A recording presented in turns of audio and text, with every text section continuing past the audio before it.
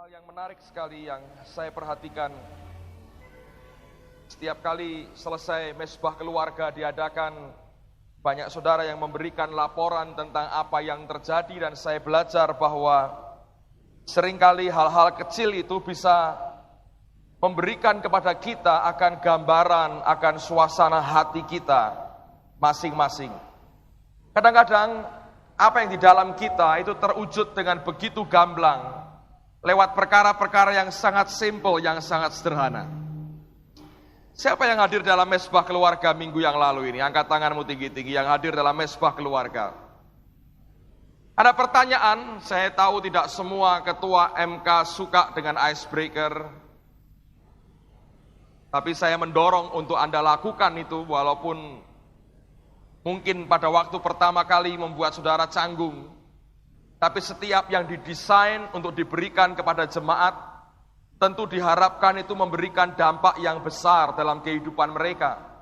Dan semuanya itu akan membuat saudara makin mengenal siapa orang-orang di sekitarmu. Saya mau ambil waktu sedikit untuk bicara tentang mesbah keluarga ini, saudara. Gereja, kalau kita hanya bergantung kepada kebaktian minggu semacam ini, kita ini seperti kumpul di sebuah stadion besar.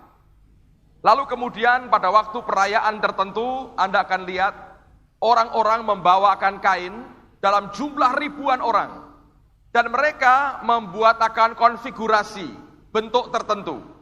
Misalnya kalau diberi tanda tertentu, maka masing-masing membentangkan kain dengan warna-warna yang tertentu juga. Dari jauh akan kelihatan, oh ada gambar Pak Presiden di situ. Walaupun itu semua dari ribuan orang, yang hanya masing-masing membawa akan kain. Masing-masing cuma sepotong. Anda pernah lihat itu di televisi? Lalu diberi kode berikutnya, muncul tulisan, selamat ulang tahun kota Jakarta misalnya ya. Lalu kemudian dari TV Anda lihat, waduh bagus sekali konfigurasinya.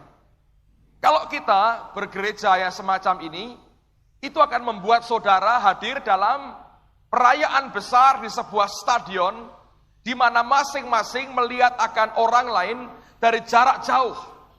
Anda memperhatikan satu konfigurasi bentuk yang begitu mentakjubkan dari jarak yang sangat jauh.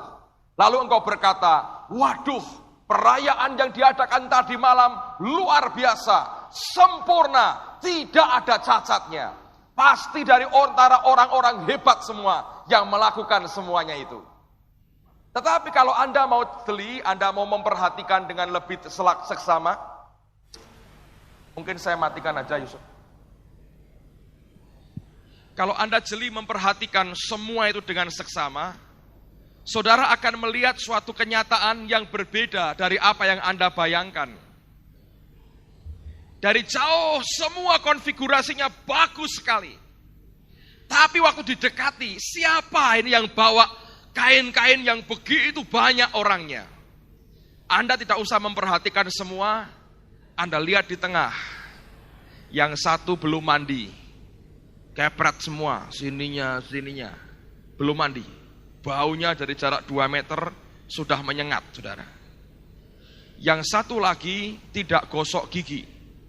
Ketika dia senyum lombok dan sayur keluar nampak semua.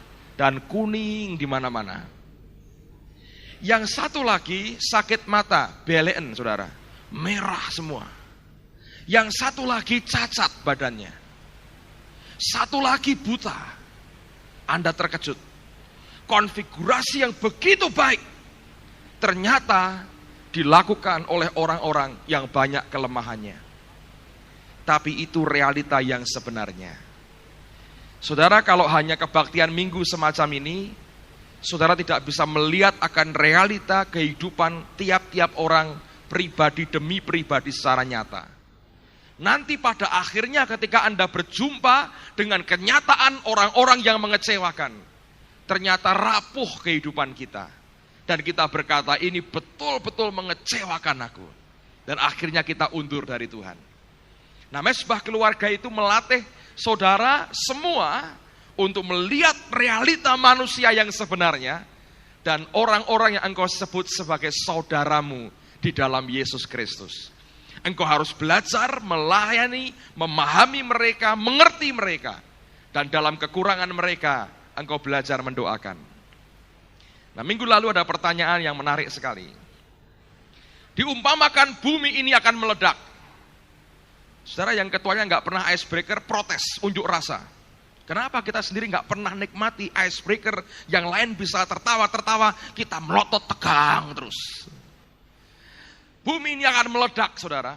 Dan setiap keluarga diberi satu kapsul ruang angkasa. Bukan kapsul-kapsul tablet, itu bukan, saudara. Ini kapsul untuk ke ruang angkasa menyelamatkan diri. Tiap keluarga diberi satu, isinya cuma 3. Tidak lebih dari 3 daya muatnya. Lalu ditanya, kalau Anda keluargamu diberi kapsul itu, siapa orang yang akan engkau masukkan di dalamnya? Wah, itu rame, saudara. Orang-orang akan ketahuan isi hatinya yang sebenarnya. Ada seorang ibu yang berkata begini, oh, kalau saya naik sendiri, suami anak-anak saya tinggal semua, terus saya selamatkan diri saya sendiri. Dipikir ini orang kok egois sekali. Ditanya alasannya kenapa? Kenapa? Ya, soalnya anak-anak saya itu kandelnya dengan papahnya. Ntar saya ajak nangis minta ketemu papahnya, terus saya tambah repot katanya. Udah tinggal aja sama papahnya, saya selamat sendiri katanya. Di balik egonya masih ada kasih sebetulnya ya. Ada orang kedua berkata begini, oh, kalau saya anakku 3 selamatkan dulu. Nah, kamu sama suamimu nanti cari nunutan yang lain kalau ada, katanya. Dia mencintai anak. Pak Marso ini saya paling suka. Heroik sekali. Patriot 45. Dia berkata, kalau bapak, saya tanya, wah, kalau saya tidak usah naik semua. Loh, kenapa? Nah, sudah, keluarga saya jumlahnya 10. Nah, terus daripada saya selamat, yang lain mati, saya pikiran darah tingginya naik, sudah mati satu, mati semua, selesai, sudah katanya. Ini jiwa kepahlawanan. Waduh, luar biasa.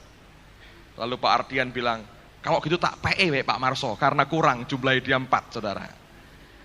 Mau di Pak Ardian, Pak, menyelamatkan diri. Tapi semua itu menunjukkan akan hati kita masing-masing, saudara. Anda bisa melihat itu ya. Ada hal-hal yang begitu simple, yang begitu sepele, yang ternyata dengan itu diungkapkan, membuka akan hati kita. Saya berdoa supaya kita belajar jujur dengan hati kita. Dan pada waktu kita merasa kita masih kurang benar di depan Tuhan, biar kita bersedia Allah membereskannya. Dan malam ini kita diberi kesempatan mengembalikan perpuluhan kita, memberikan persembahan syukur kita. Itu juga mengungkap akan hati kita. Tadi pagi ada orang bertanya, apa hubungannya kapsul ruang angkasa dengan perpuluhan? Saya berkata ada. Dua-duanya itu mengungkap akan hati kita yang sebenarnya. Kalau Anda berkata, Tuhan tak utangi dulu, nah itu hatimu penuh dengan roh utang, saudara. Semua itu menunjuk hanya ekspresi saja dari apa yang di dalam kita. Amen, saudaraku. Nah, mari tundukkan kepala, kembalikan akan perpuluhan kita di depan Tuhan, dan bawa juga korban syukur kita. Kami sembah Engkau dengan harta kami pada malam hari ini. Terima akan ucapan syukur kami kembalikan perpuluhan kami kepadamu, dan korban syukur kami kepadamu, demi nama Tuhan Yesus. Amen, amen. Mari kita kembalikan perpuluhan kita. Naikkan lagi pujian ini, saudaraku. Tuhanku datang. Akan duduk, saudara. Mari buka firman Tuhan, Kisah Rasul pasal 24. Sebelum itu, saya ingin mendasari dengan ini, saudara. Dari pengalaman melayani sekian tahun, saya bertemu dengan banyak orang. Makin melayani akan bertemu dengan makin banyak orang. Dan seringkali ada satu pertanyaan yang sampai hari ini tidak pernah henti-hentinya ditanyakan oleh banyak saudara. Dan mereka sama sekali tidak punya dasar hati jahat sebetulnya. Tapi mereka mencoba mengungkapkan akan fakta yang mereka alami dengan jujur, walaupun sesungguhnya kesimpulannya seringkali keliru. Dan itu menimbulkan bahaya dalam kita mengikut Tuhan. Ada orang berkata pada saya begini, Pak, saya sudah lakukan segala sesuatu. Saya punya persoalan, saya punya kesulitan, dan saya sudah buat semua yang Tuhan katakan. Saya sudah berikan perpuluhan, saya mesti lakukan ini, saya berdoa tiap pagi. Ada hamba Tuhan berkata mesti doa jam 4 pagi, sudah saya buat itu. Orang berkata memberi perpuluhan, saya paksakan mengembalikan perpuluhan yang ada, walaupun saya sebetulnya dalam keadaan kurang. Saya membaca Alkitab 1 hari 1 pasal, saya doa puasa, ini hari yang ke-40, saya melakukan doa puasa. Tapi hasilnya mana? Kenyataannya tidak seperti yang saya minta dan saya doakan. Kenyataannya Tuhan tidak mengubah kehidupan saya menjadi lebih baik. Problem saya, keuangan saya, usaha saya tetap dalam keadaan yang sama, masih berat seperti dulu. Ada orang berkata, saya baca bukunya Maurice Cerullo, saya baca bukunya Robert Liardon, saya baca bukunya Ben Hinn, saya baca buku Bapak juga katanya. Tapi setelah saya baca semua, saya lakukan semua, mana hasilnya?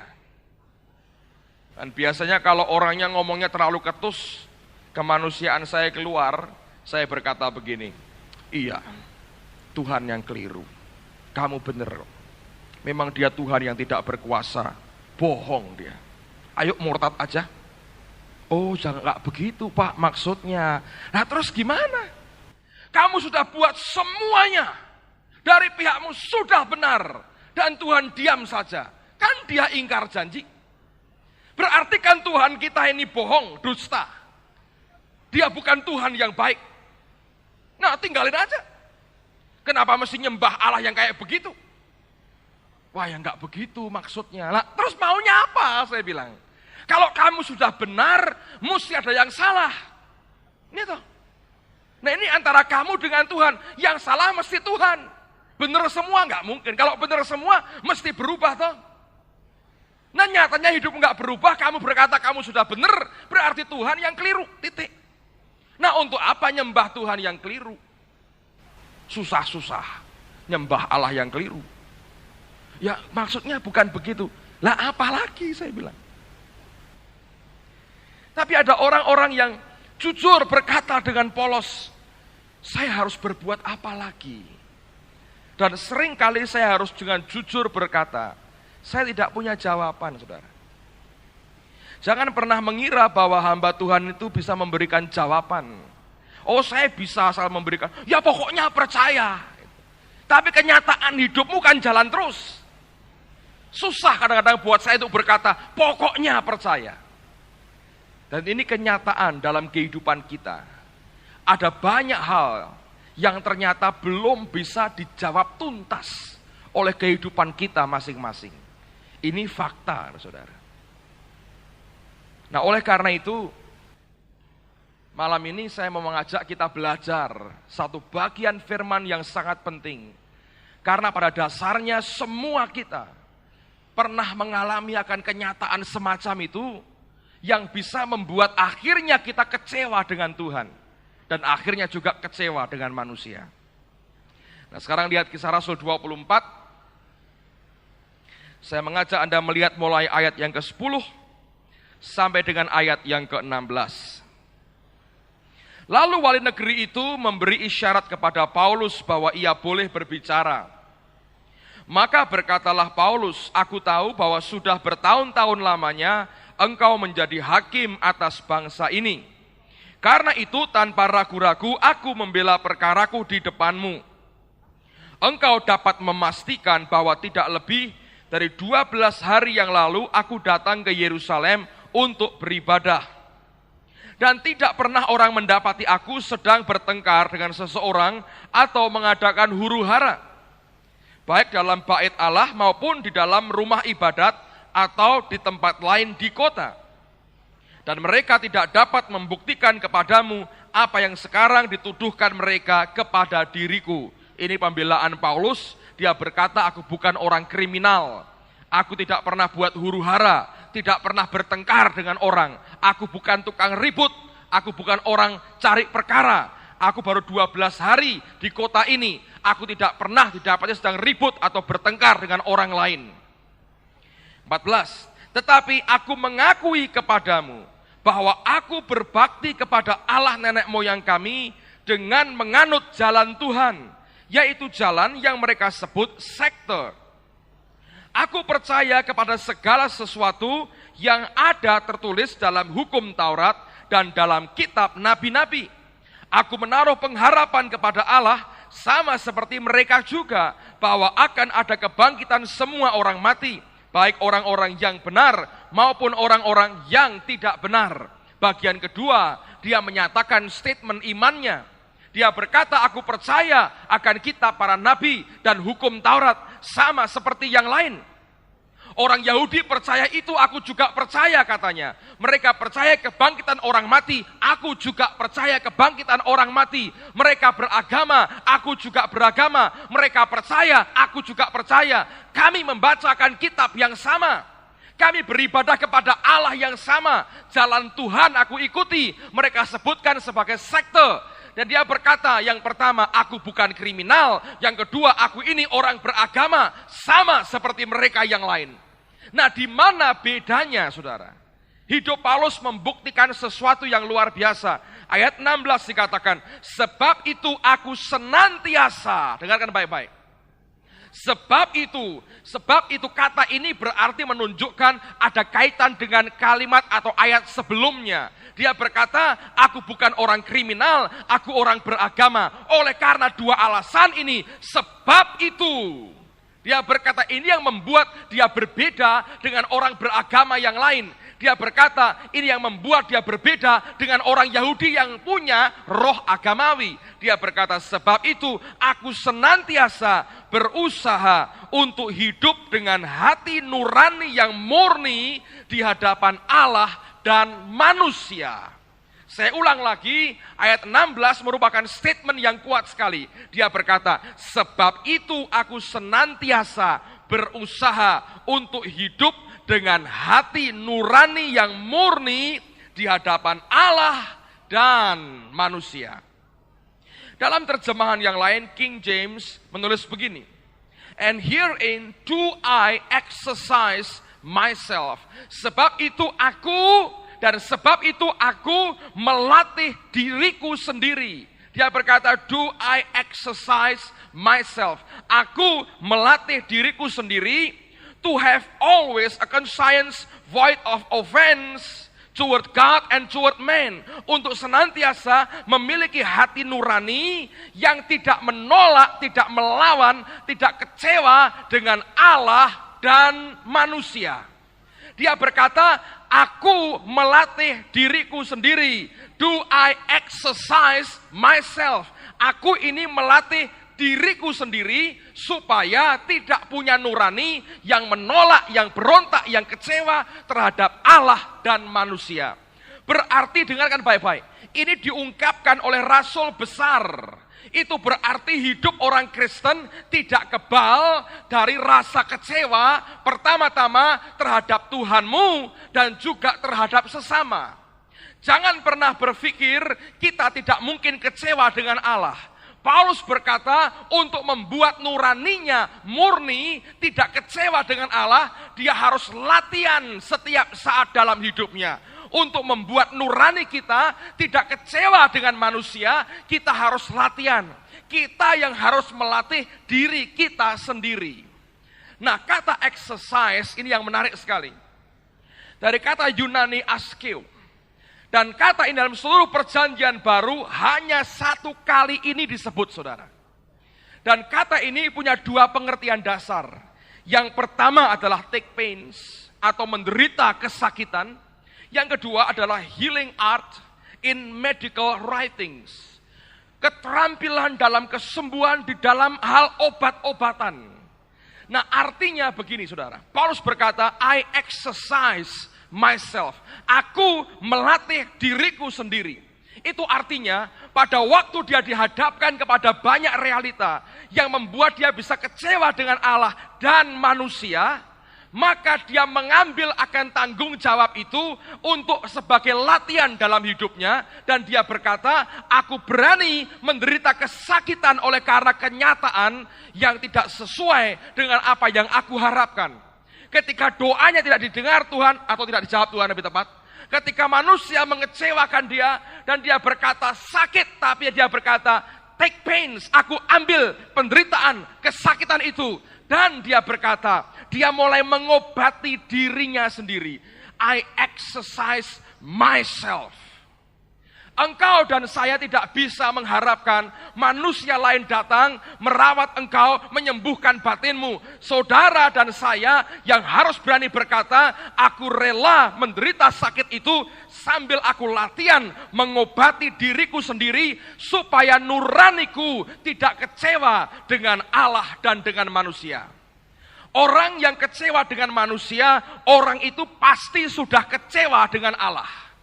Tidak mungkin ada dosa terhadap sesama sebelum itu ada dosa terhadap Allah yang di atas. Nah, Paulus berkata, aku melatih diriku, aku mengobati diriku sendiri, supaya aku berlatih dan nuraniku tetap murni dengan cara aku berlatih setiap hari, supaya tidak kecewa dengan Allah dan kepada manusia. Karena Allah dengan daging kita selalu berbeda. Daging kita dengan gampang sekali kecewa dengan Tuhan dan kecewa dengan manusia. Nah, tapi karena seringkali kita tidak berani berkata terus terang, aku kecewa dengan Tuhan, enggak berani. Karena kita berkata, aku orang Kristen. Rasanya wagu ya bilang kecewa dengan Tuhan. Kita rasanya berkata, oh enggak enak hati ya, masa dengan Tuhan kecewa, entar Tuhan marah, tambah parah keadaanku. Lalu kemudian itu dikumpulkan dalam hati, pelampiasannya kecewa dengan manusia. Tapi dasarnya orang itu kecewa dengan Allah. Kalau saya kecewa dengan manusia, karena saya kecewa dengan Allah. Tapi dicoba ditutupi, kita berkata tidak. Kekecewaanku dengan manusia, sebetulnya akarnya kekecewaan dengan Allah. Kenapa bisa begitu? Karena kita tidak pernah mau melatih diri kita sendiri. Setiap saat kita harus latihan. Ketika hal yang menyakitkan datang, kita berkata, Tuhan, ini saatnya aku latihan. Aku kesakitan, aku obati, dan aku akan tinggal di bawah sayap kesembuhan-Mu. Saudara sekalian, kalau kita berani dan rela dan mau latihan dalam hidup kita, saudara dan saya akan punya nurani yang sungguh-sungguh berbeda dengan hanya sekedar orang beragama. Nah, saya mau beri resep 3. Makan 3 kali sehari, 1 sendok makan, saudara. Oke? Saya mau berikan resep ini buat saudara. Anda telan, jangan pernah nawar lagi, telan saja. Dan saya berdoa ketika engkau telan ini, jadi kekuatan yang baru di dalam roh kita. Yang pertama, mari buka Lukas pasal 12. Injil Lukas pasal yang ke-12. Saya berdoa ini bisa mengobati lukamu hari ini. Dan setelah itu setiap hari kita latihan mengobati akan kekecewaan kita sendiri. Jangan berharap, loh aku gak ditilii sama ketua MK ku. Aku menderita begini kok kurang peka. Siapa yang suruh, saudara? Paulus berkata, I exercise myself. Engkau yang harus berani latihan sendiri. Amen. Nah, lihat akan perkataan Yesus. Lukas 12 ayat yang ke-6 dan ayat yang ke-7. Dia berkata, Yesus berkata, bukankah burung pipit dijual 5 ekor 2 duit? Sungguh pun demikian tidak seekor pun daripadanya yang dilupakan Allah. Burung aja Tuhan gak ngelupain, saudara. Bahkan rambut kepalamu pun terhitung semuanya. Ini yang ajaib, saudara. Kita gak pernah bisa ngitung rambut kita. Kecuali memang kita mau cukur habis digunduli, baru mungkin ketahuan berapa jumlahnya. Ketika tumbuh 2 gitu baru ketahuan jumlahnya.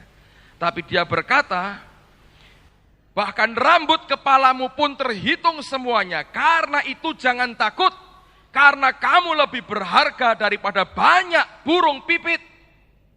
Luar biasa gak? Rambut di kepala terhitung. Coba berapa rambut kepala saudara? Ayo hitung. 5 tahun saya yakin saudara gak sanggup ngitung. Bingung. Sudah dapat 10, rontok 3. Lu rontok berapa tadi? Dapat 300, begitu kita kumpulkan, tiba-tiba yang satu putih. Berubah, beda, susah sekali. Anda ke salon, ke tukang rambut, tukang cukur. Anda boleh ke tukang cukur dari level manapun. Potong Madura sampai salon paling mahal, saudara. Jago-jago potong rambut, Buffoni sekalipun. Banyak anak-anak dipotong. Suatu made in Buffoni ya? Bukan ya, sudah lain, berubah lain. Keren sekarang. Dulu biasanya Buffoni yang potong rambutnya. Suruh ngitung berapa? Nggak bisa. Nyapu rambut gampang. Ngitung rambut di kepala susah. Tapi Tuhan mau berkata, tidak ada perkara dalam hidup kita yang di luar daripada kontrol Tuhan. Allah tahu dengan detail akan hidup kita semuanya. Dari hal besar sampai hal kecil. Rambutmu Anda mau keriting, Anda mau keribu, Anda mau apain saudara. Dia tahu dengan persis. Dan anehnya Tuhan tidak bingung. Tuhan kemarin lurus. Tiba-tiba kemudian keriting, melungker-melungker. Seperti hati kita, melungker-melungker di dalam. Lalu ganti lagi rambut yang menantang Allah. Jegrak, brek gitu. Anda pernah lihat itu? Rambut-rambut menantang Allah gitu. Dan Tuhan tidak heran dicat hijau, kuning. Dia tetap bisa ngitung saudara. Luar biasa. Anda mau gondrong, Anda mau cukur bros, Anda mau cukur gaya apapun. Boleh saudara. Dia tetap ngerti berapa rambut di kepala saudara. Dan seringkali waktu kita mulai stres, rambut mulai rontok, di sisir kita ada rambut segumpal, sudah panik. Tuhan rontok ini. Tuhan berkata, gua tahu, musim gugur nak, sebentar lagi musim dingin, winter katanya. Dia tahu persis. Hebat nggak Tuhan ini? Telan yang ini, masukkan dalam rohmu. Kalau engkau mulai kecewa dengan Tuhan, Yesus berkata, rambut di kepala dia ngitung saudara. Apalagi perkara yang lebih besar. Coba lihat Roma 8:28. Anda sudah hafal ayat ini, saya mau ulang lagi karena firman Tuhan diulang ribuan kali akan tetap punya daya kekuatan yang makin besar. Roma 8:28. Kita tahu sekarang bahwa Allah turut bekerja dalam segala sesuatu untuk mendatangkan kebaikan bagi mereka yang mengasihi Dia, yaitu bagi mereka yang terpanggil sesuai dengan rencana Allah. Dalam segala sesuatu Dia ikut kerja. Rambut di kepala Dia ngerti. Tidak ada perkara yang di luar kontrolnya, semua dalam kontrol Tuhan. Kemarin beberapa hari yang lalu saya diskusi dengan Pak Marso di kantor tentang subjek yang sama. Ada banyak orang yang mengeluh, kenapa saya berdoa dan tidak ada jawabannya? Mesti doa yang seperti apa? Dan ini pertanyaan yang terus terngiang dalam telinga orang-orang percaya, khususnya kalau Anda dipepet oleh keadaan yang menjepit saudara. Saudara lagi kos, duit dari orang tua berhenti, tiba-tiba ibu kosnya nagih. Saudara mau apa? Itu realita yang dihadapi. Anda bisnis, buka giro, pada harinya tidak ada duit. Lalu Anda belajar berdoa, dan ketika itu kau berteriak, Pak, sejam lagi ini. Aku mesti apa sekarang? Aku sudah begini. Dan sampai waktunya lewat, tidak ada uang datang. Dan kita berkata, mana Tuhan? Saya mau berkata kepada saudara dengan jujur, ada banyak hal yang saya tidak bisa jawab. Satu, karena saya tidak tahu hatimu yang sebenarnya bagaimana dengan Tuhan. Sekalipun kau merasa benar, semua orang merasa benar. Kalau perlu ngajari Tuhan bagaimana cara mengatur dunia, kita paling bisa. Tapi yang kedua, mungkin ada banyak hal yang masih merupakan misteri yang harus dipecahkan oleh Roh Tuhan sendiri dalam kehidupan kita. Tapi saya cerita pengalaman saya dengan Pak Marso, saya cerita. Kami sedang persiapan ke Amerika. Dan saya diundang oleh sebuah gereja kita yang di Vancouver untuk buat retreat di sana. Karena mereka undang saya, jadi saya dibayarin tiketnya. Mereka bayar tiket saya. Tapi saya ini baca bukunya Loren Cunningham, saudara. Pendiri Youth to the Mission. Dia punya pengalaman kurang menguntungkan dengan keluarganya. Dia termasuk hamba Tuhan yang banyak keliling dunia. Satu kali dia pulang ke rumahnya setelah sekian bulan dia putar-putar seluruh dunia pelayanan, dia pulang, anaknya tidak kenal dia sebagai papahnya. Anda bisa bayangin kalau Anda pulang ke rumah tanya anak sama anakmu, Om tuh siapa? Bingung nggak saudara? Papahnya sendiri, anaknya nggak ngerti. Jadi dia hancur hati di hadapan Tuhan, dia mulai berdoa dan Tuhan berkata, kamu mesti beri prioritas lebih lagi untuk keluargamu. Dan akhirnya dia buat komitmen dalam setahun aku hanya mau pergi sekian hari, sekian waktu. Kalau lebih dari waktu ini berarti aku harus ajak seluruh keluargaku. Dan dia berkata Tuhan selalu mencukupi kebutuhan mereka. Karena bepergian itu ongkosnya besar sekali saudara. Nah saya ketika itu saya baca itu kena di hati saya. Dan saya berkata Tuhan aku mau buat yang sama. Karena saya tahu Tuhan juga mau begitu. Saya tahu ini kebenaran. Kena di hati saya. Jadi saya mulai ajak hampir sepanjang kali kami pergi tahun ini saya ajak istri saya. Dan waktu lalu ke Australia saya ajak anak pertama, sekarang mau ke Amerika dan Kanada saya ajak anak kedua. Saya ajak bodyguard kecil saya, Sammy, luar biasa. Nah, tapi konsekuensinya saya mesti bayar tiket untuk istri saya dan anak saya. Saya ada tiket gratis sebetulnya dari Singapura ke Amerika. Tapi sisanya saya mesti tambah, saya mesti bayar. Saya hitung-hitung saudara. Yang saya harus bayar kira-kira 4 juta untuk tiket kami. Untuk 2 orang. Itu belum tiket saya. Dengan tiket saya mungkin bisa 7 juta kali saudara. Jadi dengan tiket untuk istri saya dan Samuel, saya harus bayar 4 juta. Dan saya tidak punya duit. Dan saya berkata pada istri saya, kamu tidak mau berseru-seru dengan Tuhan di hadapan Tuhan. Terus dia berkata begini, nggak kepengin. Kok nggak kepengin? Saya bilang, kita nggak punya uang untuk bayar tiket. Dan saya bilang, kenapa kamu tidak berseru-seru? Satu pagi, dia keluar dari kamar, dia nangis. Terus saya pikir, oh Tuhan sudah berbicara, ini pasti diberi Tuhan. Ternyata bukan begitu. Dan dia berkata, saya nggak bisa minta dengan Tuhan.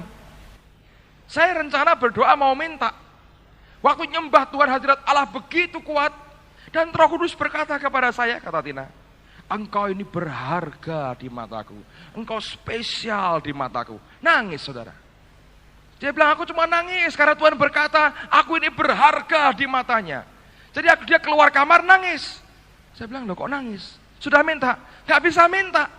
Karena Tuhan berkata engkau ini berharga di mataku. Lupa semua kan kebutuhan tiketnya. Gak jadi minta saudaraku.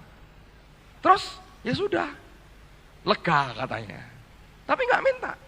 Jadi kami nggak pernah berdoa minta tiket, nggak pernah saudara. Lalu tiba-tiba beberapa hari yang lalu ada orang telepon saya minggu lalu. Pak minta nomor account Bapak. Saya kasih. Dan dia bilang ada persembahan buat Bapak. Orang itu ngirim duit 3 juta. Saya bilang oh Tuhan mulai bekerja. Beberapa hari kemudian ada orang kirim lagi 1 juta. Dia beritahu untuk pelayanan Pak Petrus ke luar negeri. Selesai. Selesai. Kisahnya selesai. Begitu aja. Nah saya bilang, saya juga bingung. Kalau ada orang, Pak saya berdoa begini gak ada jawaban. Saya tidak menyalahkan Anda berkata, oh kamu gak rohani sih. Nih rohani, gak bisa saudara. Saya tahu saya tidak mungkin menerapkan pengalaman pribadi saya paksakan kepada orang lain. Gak bisa. Saya tidak berkata bahwa Anda tidak rohani, saya rohani. Anda tidak beriman, saya beriman. Mungkin Anda berdoa lebih keras dari kami berdoa. Faktanya soal kebutuhan ini, kami tidak berdoa. Tapi membuktikan bahwa dia betul-betul ngitung rambut di kepala dan ngitung berapa kebutuhan kami.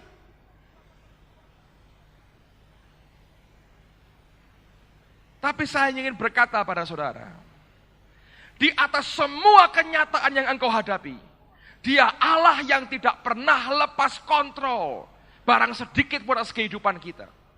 Kalau rambut di kepala Dia ngitung, apalagi yang lain, saudara. Saya tidak berkata bahwa semua harus punya pengalaman yang sama, tidak. Allah memberkati kita, Allah bekerja dengan cara yang berbeda-beda. Pak Marso memberikan teorinya. Wah, karena Pak Agung ini hamba Tuhan yang dipakai. Jadi Allah memberkati. Wah ya puji Tuhan kalau memang begitu. Enak dong saya. Yang tidak enak yang lain saya berkata. Tapi basicnya saya tidak mau berteori tentang itu saudara. Karena saya juga nggak ngerti. Yang saya tahu, Bapakku yang baik itu tahu semua kebutuhan kita. Kesia itu dan Samuel dan Sasa tidak perlu tiap pagi minta makan. Saya tahu mereka perlu makan. Saya yang berkata, ayo anak-anak, makan semua. Sama. Kadang-kadang kita harus yakin, bukan kadang-kadang, mestinya kita harus percaya. Kita sebagai papa yang tidak sempurna saja. Sebagian besar yang kita berikan untuk anak-anak kita, bukan karena permintaan mereka, saudara. Betul nggak? Anda melahirkan di rumah sakit. Kenapa nggak di warung makan? Loh ya. Anakmu tidak minta kan, lahirkan aku di rumah sakit. Enggak. Engkau lahirkan di rumah sakit. Karena engkau tahu ada dokternya, ada perawatnya. Higienis, terjamin kesehatannya. Ketika lahir, bayi enggak berkata, beri aku pakaian popok. Enggak. Kita yang berikan dia popok. Enggak pernah minta topi yang kayak Sinterklas, ada bandulnya begini. Enggak. Selimuti aku, tapi semua inisiatif orang tuanya. Betul nggak? Ketika dewasa Anda, siapa yang minta? Ketika umur sekian dikasih bubur, umur sekian dikasih Pizza Hut, umur sekian dikasih yakiniku, siapa yang minta? Nggak ada. Umur sekian nasi ayam, nggak ada. Orang tuanya mikirkan semua, apa yang aku mesti berikan untuk anakku? Usia sekolah, Anda sekolahkan dia. Anak nggak pernah minta, seringkali ya minta karena kepengen lihat yang lain. Tapi sebagai orang tua engkau memikirkan. Setelah besar, bingung, carikan jodoh, carikan pekerjaan, carikan macam-macam. Dipikirkan semua oleh orang tua. Tanpa diminta oleh anak yang bersangkutan. Itu papa yang tidak sempurna ini aja ngerti begitu saudara. Jadi basicnya, rambut di kepala dia hitung, dia tahu semuanya. Kenapa tidak mulai sekarang kita berkata, Allahku itu baik, Bapakku di surga baik, Bapakku di surga baik. Daripada kita ngomel. Mari kita belajar akan prinsip ini. Ini vitamin pertama. Ngobati hidupmu. Amen, saudaraku. Vitamin bisa ngobati enggak? Antibiotik pertama, saudaraku. Anda harus makan ini sampai habis. Yang kedua, dengarkan ini. 1 Petrus pasal yang kelima. 1 Petrus pasal yang kelima. Ayat yang ke-7. 1 Petrus 5 ayat yang ke-7. Saya berdoa supaya hari ini hatimu dibuka lebar oleh Roh Kudus. Untuk bisa percaya nih, kalau susah telan saja, masukkan dalam rohmu. Telan aja. Serahkanlah segala kekhawatiranmu kepadanya, sebab ia yang memelihara kamu. Sadarlah dan berjaga-jagalah. Lawanmu si iblis berjalan berkeliling sama seperti singa yang mengaum-ngaum dan mencari orang yang dapat ditelannya. Dalam terjemahan yang lain, The Living Bible menerjemahkan begini. Let him have all your worries and cares. Biarkan Tuhan itu memiliki semua rasa khawatir dan kepedulianmu akan sesuatu. Apa yang engkau risaukan, apa yang engkau khawatirkan, biarkan Tuhan yang memiliki. Kekhawatiranmu serahkan ke dia. Biar dia yang punya itu. For he is always thinking about you. Karena dia selalu memikirkan kamu. And watching everything that concern you. Dan memperhatikan segala sesuatu yang jadi perhatian, jadi kerinduan, jadi pergumulanmu. Dia mikirkan dan dia perhatikan semua yang menjadi pergumulan hidup kita. Kurang apa Tuhan itu? Luar biasa. Diperhatikan, diamati terus semua yang jadi pergumulan kita. Nah kalau kita bisa percaya ini, engkau tidak dengan gampang ditelan oleh iblis. Tapi kalau enggak percaya bahwa dia itu baik, engkau akan masuk ke mulutnya saudara. Ditelan. Yang kedua, Lihat ini, 2 Timotius pasal 2. 2 Timotius pasal 2, ayat yang ke-13. 2 Timotius 2, ayat 13. Jika kita tidak setia, dia tetap setia, karena dia tidak dapat menyangkal dirinya.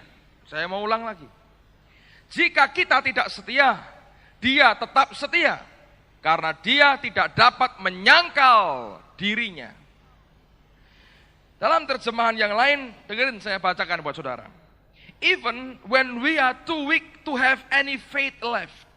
Bahkan ketika kita begitu lemah sehingga tidak punya lagi sisa iman. Begitu lemah sampai nggak punya sisa iman. Waktu saya baca ini pertama kali saya berkata, Tuhan bener nggak ini Tuhan ngomong begini? Tapi Alkitab berkata, walaupun Anda sudah begitu lemah tidak punya sisa iman, He remains faithful to us. Dia tetap setia kepada kita. And will help us. Dan akan menolong kita. For He cannot disown us. Dia tidak bisa membuang kita. Who are a part of Himself. Yang menjadi bagian dari dirinya sendiri. Kita ini bagiannya Dia. Tidak mungkin, tidak bisa Dia membuang kita. And He will always carry out His promises to us.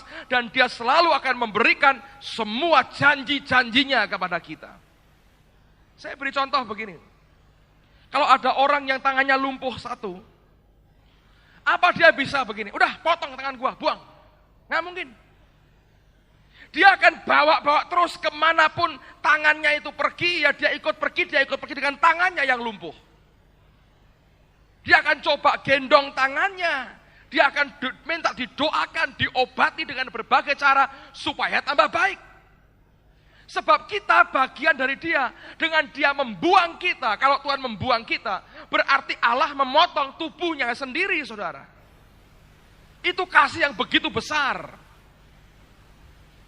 Nah, hubungan kita dengan Bapa seperti hubungan orang tua dengan anak. Saya beritahu begini, contoh begini. Satu kali anak saya yang pertama datang, Papa aku minta es krim. Pak aku minta es krim. Dia mendesak minta es krim. Sebagai papa, yang saya tahu saya bukan ayah yang sempurna, tapi cukup baik, saudara. Menurut saya paling tidak. Saya melihat gak ada salahnya. Tetapi saya melihat ada kepentingan lebih dari sekedar es krim. Saya ingin berikan itu kepada dia untuk menyenangkan hatinya. Tapi saya ingin ada keuntungan tambahan buat anak saya. Jadi saya berkata begini, baik, Papa belikan es krim nanti sore. Sekarang tidur siang dulu, cuci muka, cuci kaki, tidur siang. Kalau kamu tidur, dapat es krim. Enggak tidur, enggak dapat es krim. Kadang-kadang kita minta dan Tuhan beri syarat.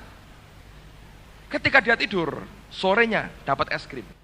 Kalau dia berkata, aku tidak mau tidur, saya berkata, tidak ada es krim hari ini. Kadang-kadang, anak kita berkata begini, waktu naik mobil, Pak, lapar, Pak. Beli roti, Pak. Ya lapar. Oh, lapar, belajar dulu. Nanti setelah belajar, saya kasih kamu makan. Semaput, saudara, anak begitu kan. Ya dia bilang lapar, berhenti saya. Ini akan celaka. Segera saya berhenti, saya belikan dia roti, saya kasih dia roti. Tambah Fanta 1 kaleng. Ada kalanya, kami yang ingin memberikan sesuatu. Pada waktu mau ke Eropa, istri saya berkata, Kesya, nanti mama belikan sepatu roda. Saya dengar Hesti dulu suka main sepatu roda. Katanya betul. Kenapa nggak suruh Hesti ngajarin anak-anak? Jadi karena di rumah kami di lingkungan itu banyak anak-anak yang main sepatu roda. Ini kalau menari gini aja, gitu bagus. Jadi dia kepingin sekali, dia lihat di televisi, dia lihat di mana, dia kepingin sekali. Dan tapi belum sempat ngomong banyak, istri saya berkata, Kesya, nanti mama pergi, pulang mama bawa sepatu roda.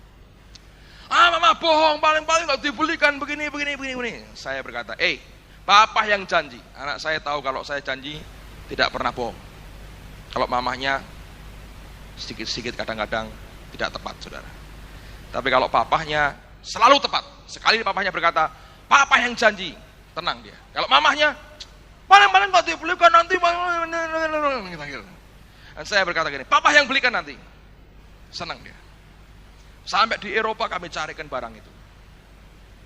Sebelum hari raya Pentakosta. Carikan dulu. Dapat barangnya. Bawa berat, saudara. Waktu kami kirim fax, saya tulis di surat, kirim fax pada anak saya. Papa, mama sudah belikan sepatu roda. Waktu kami pulang, dia tahu di dalam koper besar itu ada sepatu roda. Walaupun anak saya bilang, tapi kami ingin belikan dia. Saya tidak berkata, oh anak tidak beriman ya kepada papa mamanya ya. Nggak bisa. Karena enggak. Mungkin dia enggak yakin mamahnya mau betul-betul belikan dia. Tapi karena kami ingin, saudara. Tiba-tiba itu pun jadi kenyataan. Saudara mengerti Tuhan. Jadi Allah itu bukan Allah yang rumit. Bagaimanapun kan kita diciptakan serupa segambar dengan dia. Jadi model kita dengan anak kita, nah, kecuali Anda papa yang kikirnya luar biasa. Lain cerita itu. Mah roti, kamu tidak usah makan nasi kecap, cukup. Papa dulu sengsara nak zaman Jepang mangan jagung sama tiwul, minta roti sekarang tidak usah. Nah itu lain cerita lah. Kalau itu bapak bocengli begitu ya sudah lah saudara ya. Anda perlu melihat akan image bapak yang lebih baik gitu. Pada umumnya saya bicara dengan sesuatu yang ideal ini. Dan kalau kita melihat akan fakta itu, bukankah dia Allah yang baik saudara? Sekalipun tidak punya sisa iman, kalau dia berkata, aku janji, dia akan beri, saudara. Nah kenyataan saya nggak berdoa. Kalau Anda bisa percaya ini, Anda sudah beriman sebetulnya. Beriman kepada dia yang baik. Bukan hanya beriman akan perbuatannya, beriman akan kebaikannya. Ibrani 13, ayat yang kelima. Oh saya suka sekali ayat ini. Ibrani 13 ayat yang kelima. Ibrani 13 ayat yang kelima. Janganlah kamu menjadi hamba uang dan cukupkanlah dirimu dengan apa yang ada padamu. Ini bicara tentang kekurangan uang. Karena Allah telah berfirman, aku sekali-kali tidak akan membiarkan engkau dan aku sekali-kali tidak akan meninggalkan engkau. Amplified Bible mengatakan, for he, God himself said, karena dia, Tuhan sendiri telah berkata, I will not in any way fail you. Aku tidak akan dengan cara bagaimanapun juga membuat kamu ini gagal. Nor give you up, atau nyerah dengan kamu, tidak mau ngurusi kamu lagi. Nor leave you without support, atau meninggalkan kamu tanpa dukungan, nggak bakal. Dengan cara bagaimanapun gua nggak bakalan begitu, kata Tuhan. Terus dia berkata begini, I will not, I will not, I will not. 3 kali dia ulang. Lo kurang apa? Kalau masih nggak percaya heran. Dia berkata, I will not, I will not, I will not. In any degree, dalam level, tingkatan seperti apapun juga, leave you helpless, meninggalkan engkau tanpa pertolongan, tidak bakalan, dia berkata. Nor forsake you, atau menyingkirkan engkau. Nor let you down, atau membuat engkau tergeletak atau jatuh. Nor relax my hold on you, atau melepaskan, merenggangkan genggamanku atas dirimu. Assuredly not, pasti tidak. Loh, dijamin Tuhan. Engkau tanya Bapak di surga, Bapak, apakah engkau akan tinggalkan aku? Bapak berkata, I will not, aku tidak akan. Tanya kepada Yesus, dia berkata, I will not, aku tidak bakalan. Tanya ke Roh Kudus, dia berkata, I will not, aku tidak akan. Dengan cara bagaimanapun juga membuat engkau gagal. Tidak akan, dia berkata. Dan dia berkata, surely not, pasti tidak. Tuhan yang jamin sendiri buat kita.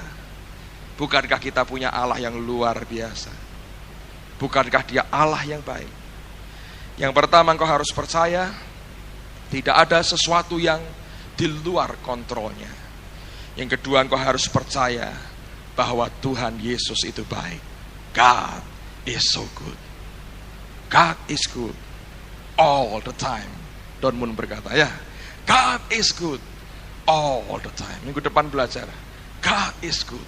Allah itu baik all the time, sepanjang waktu. Amen. Kalau engkau susah berkata God is good, latihan supaya tidak kecewa hidupmu.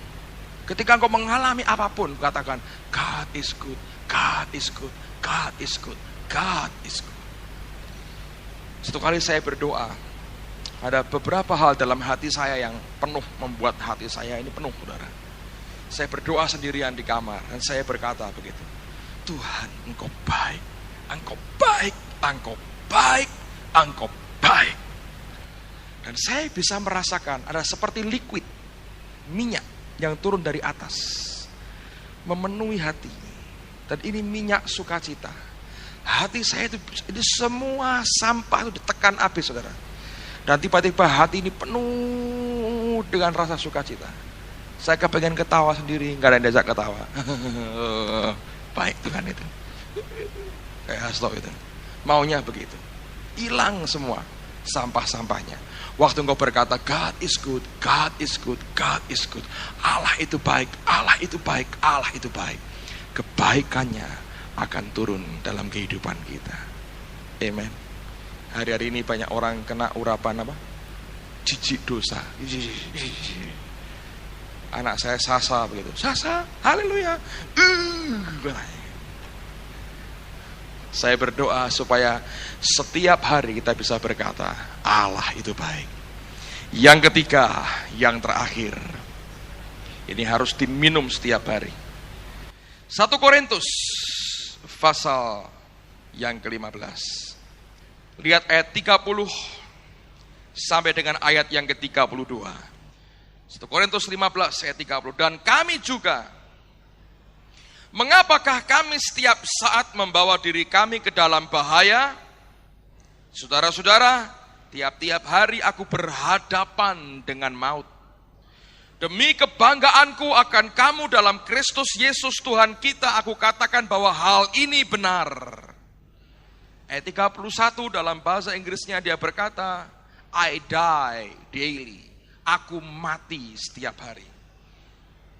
Kalau hanya berdasarkan pertimbangan-pertimbangan manusia saja, aku telah berjuang melawan binatang buas di Efesus.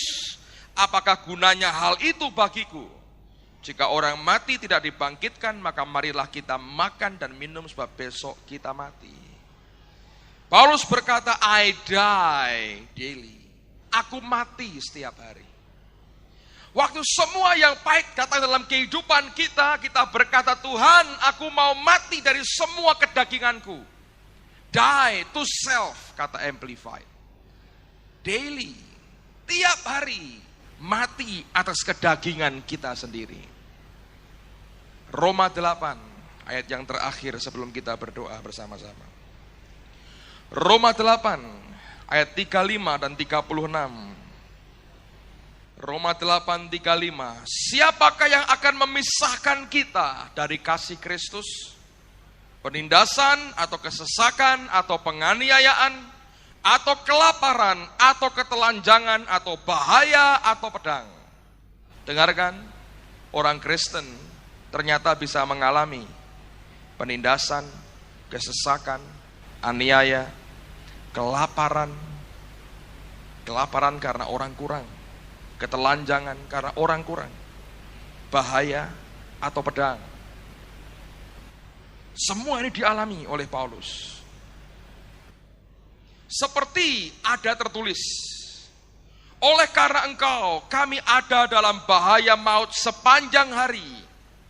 For your sake we are killed all the day long.